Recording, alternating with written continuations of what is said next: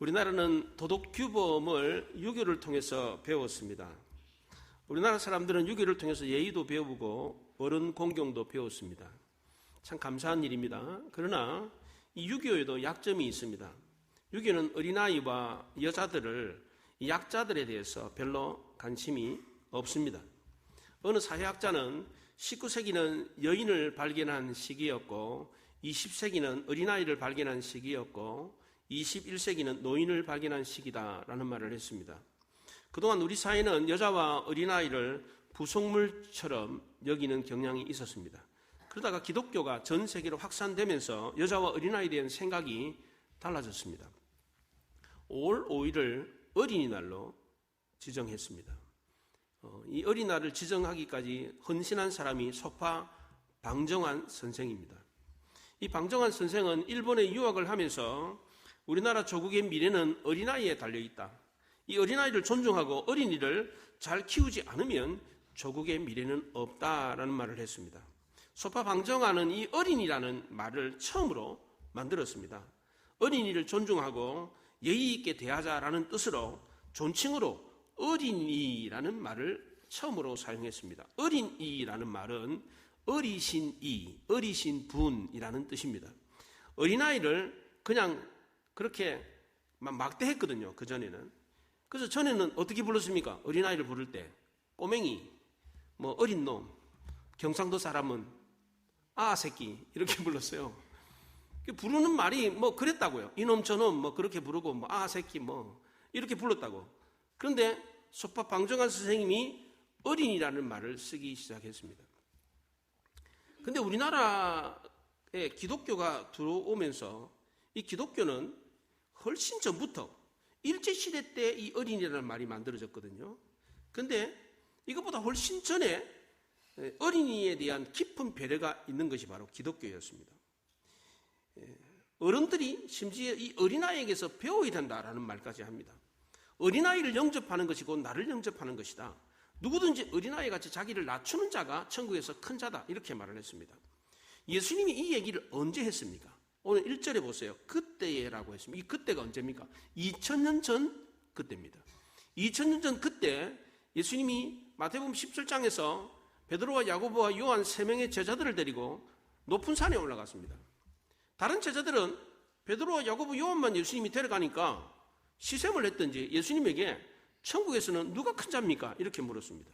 그랬더니 예수님이 이 얘기를 듣고 제자들에게 천국에는 누가 큰 자인지, 어떤 사람이 천국에 들어가는지, 천국의 속성이 무엇인지를 설명을 해줍니다. 예수님이 이것을 설명하기 위해서 어린아이 하나를 불러서 제자들 앞에 세웠습니다. 우리는 어떤 교훈을 할 때에 누구를 예로 듭니까? 영웅들을 예로 듭니다. 이순신 장군은 이랬다. 세종대왕은 이랬다. 징기스칸은 이랬다. 나폴레옹은 이랬다. 이러면서 아주 훌륭한 영웅들을 예를 들어서 교훈을 줍니다. 그런데 예수님은 그 당시에 아무도 들먹이지 않는 어린아이를 예로 들어서 교훈을 했습니다. 그것도 그냥 단순히 인용하는 정도가 아니었습니다. 3절에 보면 어린아이들과 같이 되지 아니하면 결단코 천국에 못 들어간다. 4절에서는 누구든지 이 어린아이같이 낮추는 사람이 천국에서 큰 자다. 5절에서는 누구든지 내 이름으로 이 어린아이를 영접하는 것은 곧 나를 영접하는 것이다. 이렇게 말했습니다. 어린아이를 아주 높이 평가했습니다. 이 말씀을 보면 천국 문에는 어른 입장 불가 이런 편말이 붙어 있을 것 같습니다. 그렇잖아요? 예수님은 천국의 비밀을 이 어린아이를 통해서 설명했습니다. 구약 성경도 마찬가지입니다. 이사야서는 메시아 왕국을 예언하면서 이 어린아이에 대한 이야기를 했습니다. 어린아이들과 맹수들이 함께 뛰노는 것이 바로 메시아 왕국이다. 이렇게 얘기했습니다. 이사야 9장에서는 이는 한 아이가 우리에게서 낳고 한 아들을 우리에게 주신 바 되었는데 그의 어깨에는 정사를 메었고 그의 이름은 기묘자라, 모사라, 전능하신 하나님이라, 영존하시는 아버지라, 평강의 왕이라 할 것임이니라. 그렇게 말했어요. 메시아가 올 건데 그 메시아를 예언하면서 한 어린아이가 태어날 거다라고 하면서 메시아의 나라, 천국이라고 하는 나라는 어린아이로부터 시작된다. 이렇게 얘기를 했습니다. 예수님도 천국은 어린아이가 아니면 결단코 못 들어간다. 이 얘기를 했어요. 천국은 어린아이들 세상입니다. 어른들은 못 들어가는 나라입니다. 그럼 진짜 천국은 나이 든 사람은 못 들어간다 그 얘기입니까? 그렇지 않습니다. 나이가 많아도 어린아이와 같은 마음을 가지고 있으면 얼마든지 천국에 들어갈 수 있습니다. 나이가 많은데도 어린아이와 같은 사람이 있습니다. 우리 김용진 집사님은 참 어린아이 같은 그런 마음을 갖고 계셨어요. 지금도 김용진 집사님 생각하면 그분의 순수함과 순진한 마음이 그렇게 느껴집니다. 그렇게 나이가 들었는데도 늘 어린아이 같았어요. 그렇잖아요? 제가 말하는 이 어린아이라고 하는 표현은 좋은 표현입니다. 좋은 의미입니다. 그런데 나이를 먹었는데도 나이값을 못한다라는 말이 있습니다. 나이값을 못한다는 말이 뭡니까? 나이를 허먹었다. 여전히 어린아이다. 그런 뜻입니다. 이 뜻은 어린아이를 부정적으로 표현한 것입니다. 성경에도 이 어린아이에 대한 이야기를 하면서 부정적으로 표현한 것이 있습니다. 고린도서 13장에서는 말하는 것이나 깨닫는 것이나 생각하는 것이 어린아이와 같다. 그래서 너희들은 어린아이의 때를 버려라. 이렇게 말을 했습니다. 히브리서 5장에서도 젖 먹는 자마다 어린아이니 의의 말씀을 경험하지 못한다. 이렇게 말했습니다. 어린아이들은 딱딱한 하나님의 말씀을 잘 이해를 못한다. 그렇게 표현했습니다. 고린도서 14장에서는 지혜에서는 어린아이가 되지 말고 악에는 어린아이가 되라. 지혜에서는 장성한 어린이 되라. 그러면서 이 어린아이를 부정적인 의미로 사용을 했습니다. 그런데 오늘 본문에서는 이 어린아이라고 하는 의미가 부정적인 개념이 아닙니다. 긍정적인 의미로 쓰고 있습니다. 예수님은 어른들이 이 어린아이에게서 배워야 할 것이 있다고 했습니다. 어린아이에게는 배우는 이미지가 있습니다. 4절에서 어린아이는 자기를 낮추는 자다 그렇게 말했습니다. 겸손하게 자기를 낮춰야 배울 수 있습니다.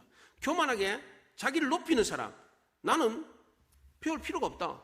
나만큼 많이 배운 사람이 있으면 나오보라 그래요. 나만큼 많이 하는 사람이 있으면 나오보라 그래요. 이런 사람은 배우지를 못합니다. 교회 안에서 제일 먼저 제일 많이 배워야 할 사람이 누구입니까? 목회자입니다. 왜 그렇습니까? 목회자는 가르치는 자이기 때문입니다. 가르치려면 반드시 배워야 됩니다. 배우지 않으면 못 가르칩니다. 배우는 사람만 배워야 되느냐? 그렇지 않습니다. 가르침을 받는 사람도 가르치는 사람도 배워야 됩니다. 그렇잖아요? 자기가 뭐 등기 없는데 뭘 가르치겠어요? 그렇잖아요? 자기가 배워가지고 성장을 하지 못하는데 어떻게 다른 사람을 가르쳐서 성장시킬 수 있겠습니까? 그렇잖아요? 그러니까 반드시 가르치는 자는 먼저 배워야 되는 것입니다. 3절에 보면 이르시되 진실로 너희에게 이르노니 너희가 돌이켜 어린아이들과 같이 되지 아니하면 결단코 천국에 들어가지 못하리라 그랬습니다. 여기에 돌이켜라는 말은 회개한다라는 말과 같은 단어입니다. 아주 심각하게 받아들이라는 겁니다. 왜냐하면 어린아이의 속성을 배우지 못하면 천국에 못 들어가기 때문입니다. 여기 앉은 우리 모두는 다 어린아이와 같아야 됩니다. 그래야 천국 들어갈 수 있습니다. 굉장히 중요한 말을 심각하게 했습니다. 그렇다면 예수님이 이 어린아이에게서 뭘 배우라는 겁니까? 첫째는 믿음을 배우라고 했습니다. 여기서 믿음은 겸손과 신뢰와 의존성을 말하는 겁니다. 예수님은 제자들에게 어린아이가 갖고 있는 겸손함, 하나님에 대한 신뢰, 하나님을 의존하는 마음, 이거를 배우라는 겁니다. 믿음은 겸손하게 하나님만을 바라보고 하나님을 신뢰하고 의존하는 것입니다. 그렇기 때문에 믿음에는 반드시 겸손이 있어야 됩니다. 겸손이 없는 사람은 믿음을 갖지를 못합니다. 나는 하나님 필요 없어. 나는 하나님 도움 없이도 잘 살 수 있어. 이런 사람은 하나님을 의지하지 않습니다. 하나님 안 믿습니다. 겸손이라는 단어의 이 헬라어 원어는 흙이라는 뜻입니다. 이 겸손이라는 휴무스라는 헬라어를 썼는데 이 단어는 겸손이라는 단어 자체가 흙이라는 뜻입니다. 내가 하나님 앞에서 흙에 불과하다. 이것을 느끼는 것이 바로 겸손이라는 것입니다. 내가 아무리 똑똑해도 내가 아무리 위대한 일을 한다고 할지라도 나는 하나님 앞에서 흙에 불과하다. 흙에서 왔으니까 흙으로 돌아가라. 이걸 알고 느끼는 것이 바로 겸손이라는 것입니다. 하나님이 아담에게 아담아 너는 흙이니 흙으로 돌아가라 이렇게 말했습니다. 이 아담이라는 단어도 히브리어로 흙이라는 뜻입니다. 그래서 하나님이 아담아 너 흙이다. 너 아담이라는 그 뜻이 흙이다. 그러니까 너는 흙으로 돌아가라 이렇게 말했습니다. 우리는 흙이라는 것을 깨닫고 흙으로 돌아가야 될 존재라는 것을 알고 겸손하게 살아야 되는 것이죠. 이것이 바로 신앙생활입니다. 믿음과 겸손의 반대가 뭡니까? 교만입니다. 이 교만이라는 헬라어 원어는 사람들 위에 높여놓는다는 겁니다. 내가 저 사람들보다 뛰어나다. 내가 저 사람들 위에 있다. 그래서 나는 다른 사람의 도움이 필요 없다. 나보다 잘난 사람이 있으면 나오보라 그래. 이런 사람은 못 배웁니다. 성장을 못합니다. 우리는 모두 다 흙으로 만들어져서 흙으로 돌아가는 존재이기 때문에 겸손할 수밖에 없습니다.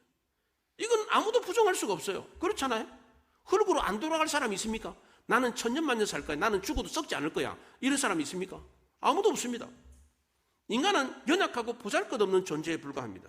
이것을 아는 사람은 절대로 교만할 수가 없습니다. 겸손할 수밖에 없고 누군가를 의지하며 살 수밖에 없는 것입니다.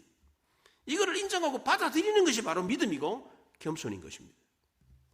사장에 보면 그러므로 누구든지 이 어린아이 같이 자기를 낮추는 사람이 천국에서 큰 자다 그렇게 말했습니다. 천국은 자기를 낮추어야 들어갈 수 있습니다. 좁은 문으로 들어가라고 할 때에 그 좁은 문이라고 하는 개념이 예루살렘 문으로 들어가는 큰 문이 있는데 큰 문 옆에 개구멍이 있어요. 그 개구멍을 좁은 문으로 표현을 했습니다. 그 개구멍이기 때문에 해가 지면 성문을 닫아요. 그럼 개구멍으로 들어가야 되잖아요. 그 개구멍은 기어서 들어가야 돼요. 그게 좁은 문이라는 뜻이에요. 그러니까 천국 문은 머리 빳빳하게 세우고 들어갈 수 없는 문입니다. 뭐가 잘났다고 천국 문에 들어갈 때 머리 빳빳하게 세우고 들어가겠습니까? 찬송가 25장에 면류관 가지고 주 앞에 들이세요. 찬송가 37장에 다 찬양하여라 금면류관을 들여서 만유의 주를 찬양하세요. 이런 가사가 있습니다. 면류관은 하나님이 천국에서 우리에게 주는 것입니다. 그런데 천국에 들어가면 성도들이 그 면류관을 하나님이 주신 면류관을 다시 하나님께 드린다고 그럽니다. 왜 면류관을 드립니까? 천국과는 상급으로 하나님이 면류관 주시잖아요. 이 상급을 어떻게 한다고? 다시 하나님께 돌려드린다. 왜요? 너무너무 감사해서 황홀하고 황송해가지고 나 같은 죄인에게 이런 엄청난 것을 주십니까? 나같이 별 볼 일 없는 낮고 천한 자에게 왜 이런 엄청난 것을 주십니까? 제가 이런 엄청난 복을 받을 자격이 뭐가 있습니까? 이런 마음으로 천국에서 주시는 면류관을 돌려드려야 한다고 합니다. 천국은 절대로 교만한 사람이 들어갈 수가 없습니다. 왜냐하면 하나님은 겸손한 자를 가까이 하고 교만한 자를 물리치시기 때문입니다. 교만한 자 역시도 하나님을 믿지 않기 때문에 교만한 사람은 절대로 천국에 들어갈 수가 없습니다. 성경에서 교만해가지고 패가망신한 사람이 있습니다. 대표적으로 누굽니까? 애굽왕 바로라는 사람입니다. 이 바로는 모세가 하나님 말씀을 전했을 때 믿지 않았습니다. 왜 안 믿었습니까? 천한 신분에 보잘것없는 노인이 와가지고 이스라엘 백성들을 보내라 이렇게 말했기 때문입니다. 만약 하나님이 직접 바로에게 나타나가지고 막 번개를 일으키고 막 신이 탁 나타나가지고 그럼 바로가 얼마나 겁을 먹겠어요.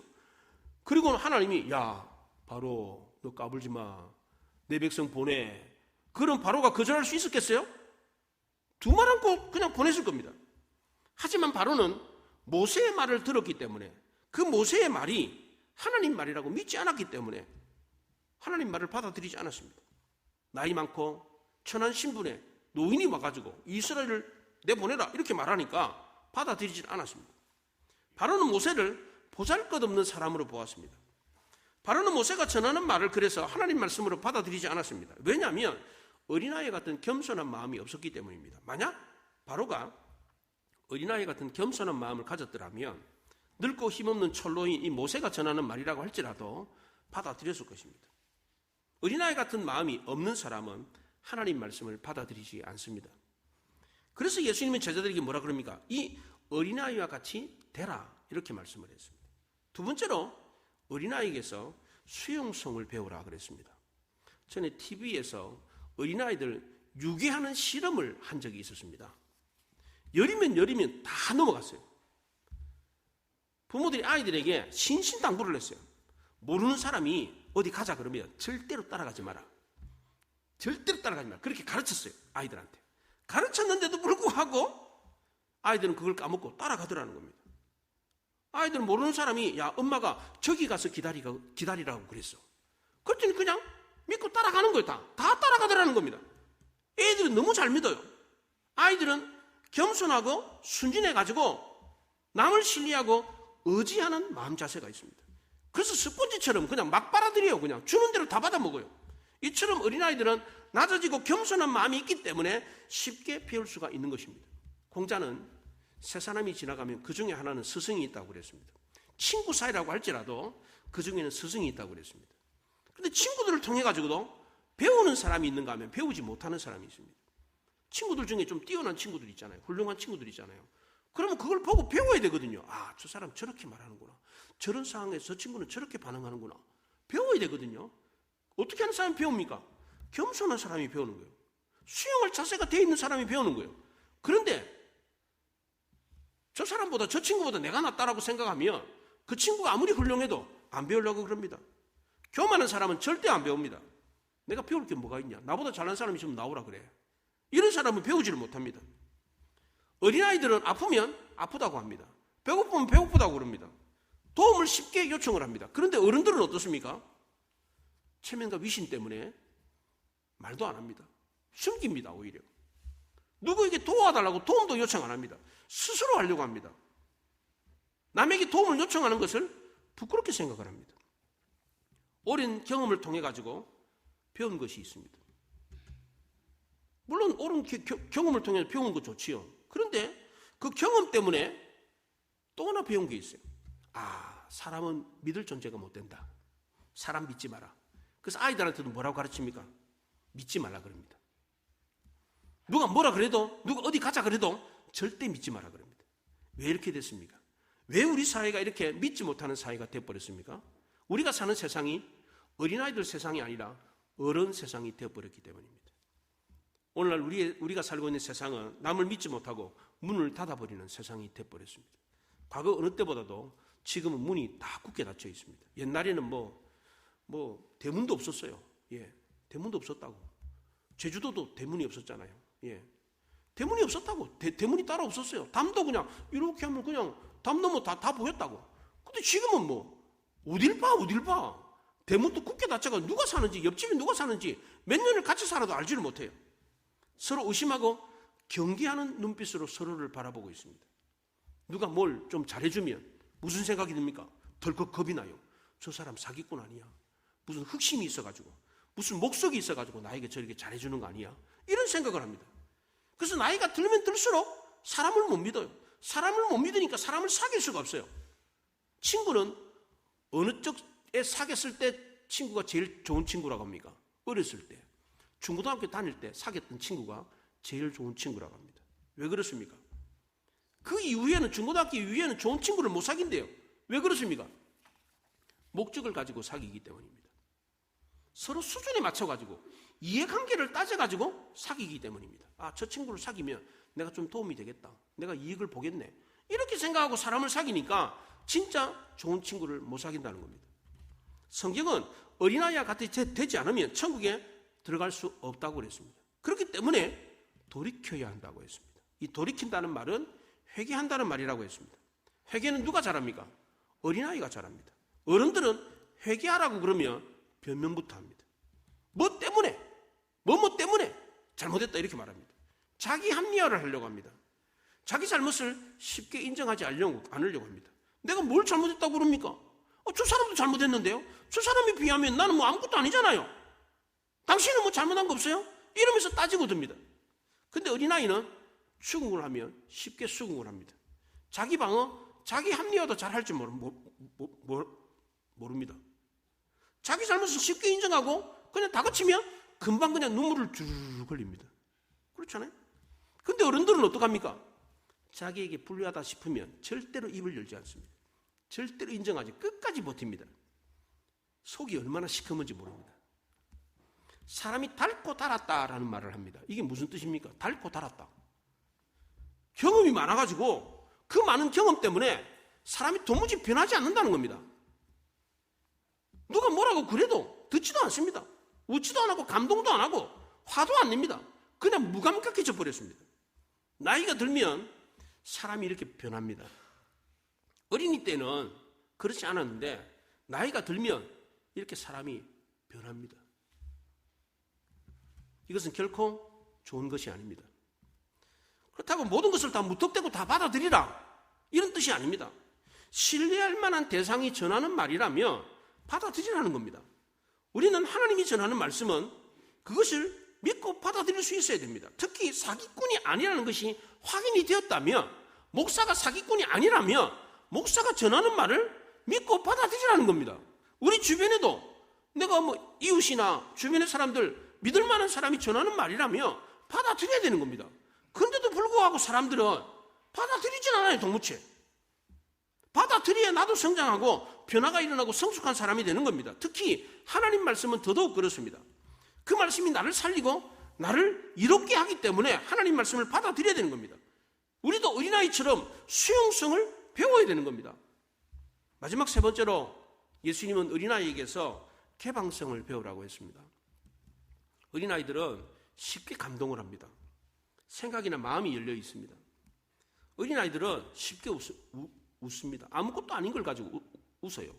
그냥 돌 굴러가는 것만 봐도 웃어요. 예. 바람이 불어가지고 뭐 이렇게 나뭇잎이 굴러가는 것만 봐도 그냥 웃는다고. 예. 근데 어른들은 어떻습니까? 감동이 없습니다. 웃지를 않아요. 선물을 줄 때 조그만 거 하나를 줘도 고마워하고 감동하는 사람은 선물을 줄 때 부담이 없습니다. 그렇잖아요? 근데 뭘 줘도 감동을 안 하는 사람은 선물 주기가 참 부담스럽습니다. 줄 게 없어요. 그렇잖아요? 부부 사이도 그렇습니다. 무슨 기념일이 돼가지고 생일이 돼가지고 선물을 줘야 되는데 선물 줄 게 생각이 안 나요. 그렇잖아요? 부담스러워. 왜 그렇습니까? 뭘 줘도 감동을 안 하기 때문입니다. 연예인 가운데 금실이 좋다는 최수종 하이라 부부가 있습니다. 최수종 씨가 아내 무슨 뭐 기념일이다 생일이다 뭐 이러면 이벤트를 해준다고 그래요. 이벤트를. 선물도 그냥 주는 게 아니고 생쇼를 하면서 선물을 줘요. 근데 하이라가 방송에 나와가지고 이런 얘기를 했어요.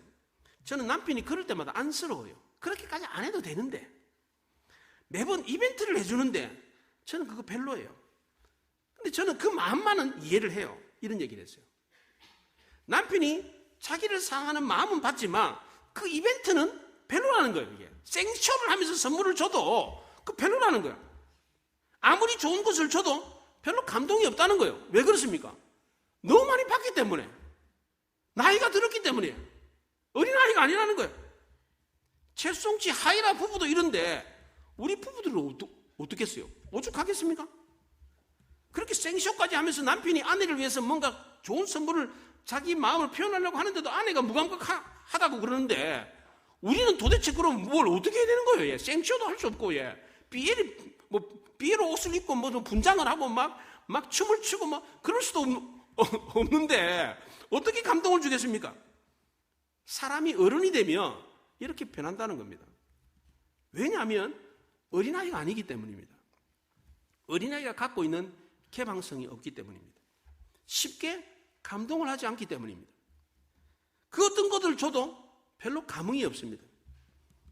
전에 연애할 때는 꽃 한 송이만 줘도 감동을 하는데 이제는 꽃다발을 갖다 줘도 별로 감동이 없어요. 엉이 비싼 거 이렇게 뭘 이런 거 샀냐고 막 그래요. 물론 저희 집사람은 예외입니다. 제가 뭐 꽃다발 한번 준 적이 없어가지고 지금도 꽃 한 송이만 줘도 감동을 합니다. 우리는 어떻습니까? 줘보기나 해라 뭐 이러겠죠. 그런데 그렇게 계속해서 줘도 꽃송이를 주든 꽃다발을 줘도 계속해서 줘도 감동이 떨어집니다. 왜 그렇습니까? 우리는 어린아이가 아니기 때문입니다. 쉽게 감동하지 못하는 어른이 되어버렸기 때문입니다.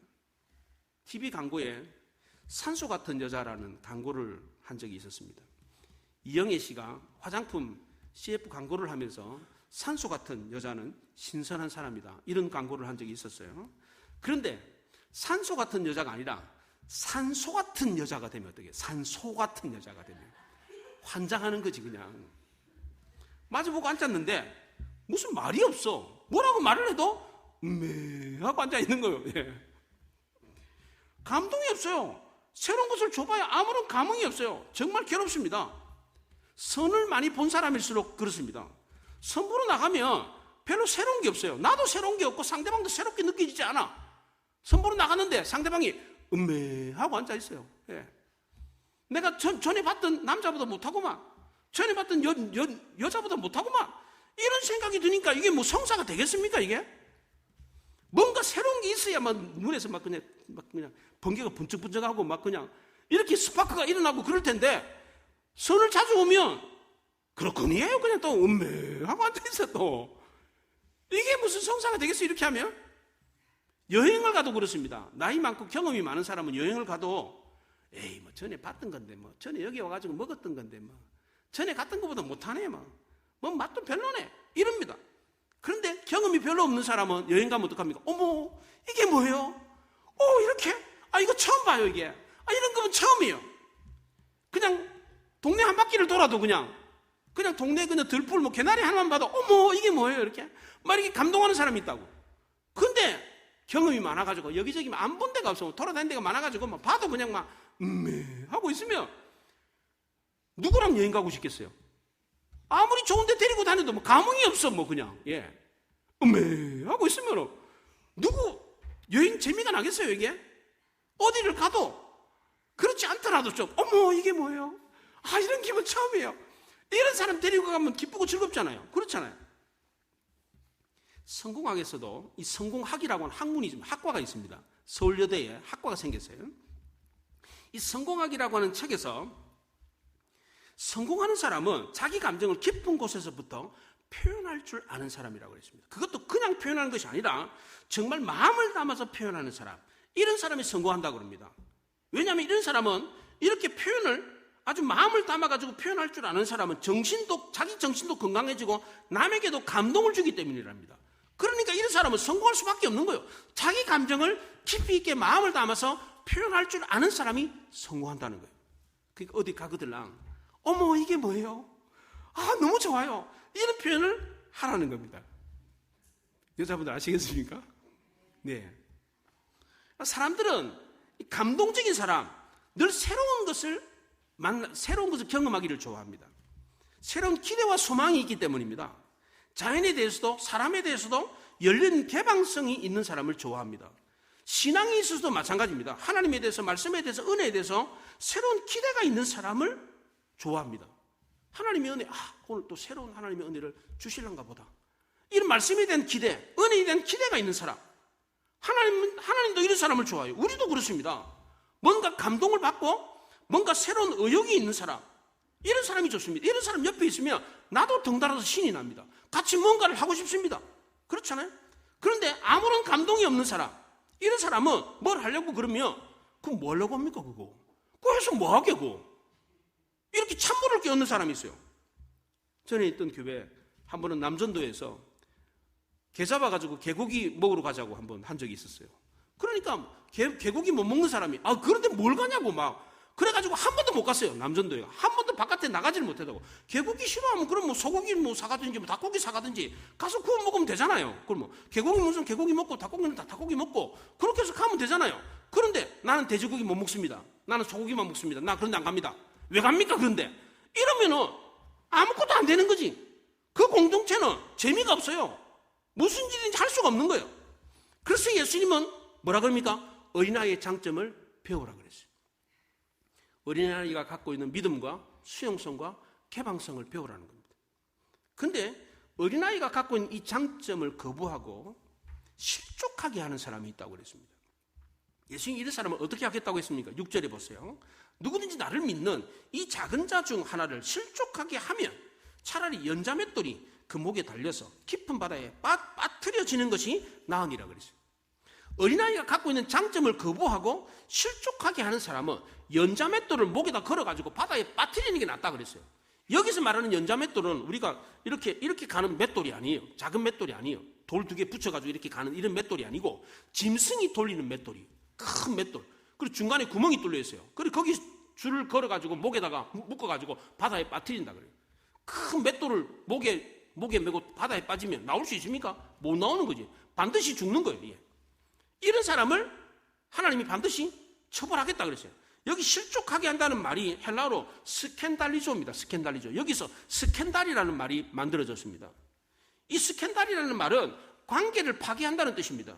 사람과의 관계, 하나님과의 관계, 이웃과의 관계를 파괴한다는 뜻이 바로 스캔들입니다. 이게. 사람과의 관계를 그냥 스캔들로 만들어버려요.